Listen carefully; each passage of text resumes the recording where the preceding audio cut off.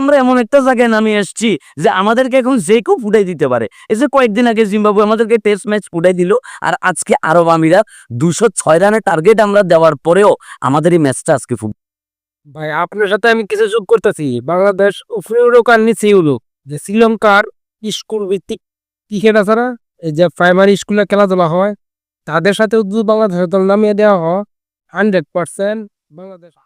হানি nuts কারা supply দিচ্ছে এই জিনিসটা ভালো করে খোদাই দেখা দরকার। কি ব্যাটিংটা না করছে, এক ওয়াসিমের ক্যাচ মিস করছে তাওহিদ হৃদয়, আবার সর্বশেষ সর্বশেষ ওভারে যাই সে ফেক থ্রু করতেছে, মানে এনে টাইম কি খাইতেছে। একটা মোবাইল কিনেন, এক মাসের ওয়ারেন্টি দেয়। আর বাংলাদেশ যে হারবো না জিতবো, এদিকে কোনো ওয়ারেন্টিও নাই, গ্যারান্টিও নাই। সে অবস্থা বাংলাদেশে।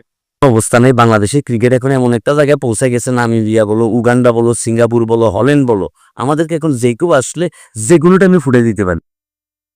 আরে ভাই অলরেডি ফুটাইতে যেত ইউএস এর সাথে, যুক্তরাষ্ট্রের সাথে, জিম্বাবুয়ের সাথে। দেখা দরকার। কি ব্যাটিংটা না করছে, এক ওয়াসিমের ক্যাচ মিস করছে তাওহিদ হৃদয়।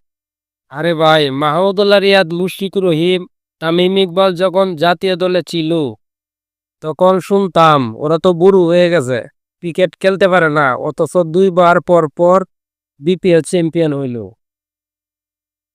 সবাইকে ধন্যবাদ। ভিডিওটি যদি ভালো লাগে অবশ্যই লাইক কমেন্ট শেয়ার করবেন আর চ্যানেলটি সাবস্ক্রাইব করে পাশে থাকবেন। ধন্যবাদ।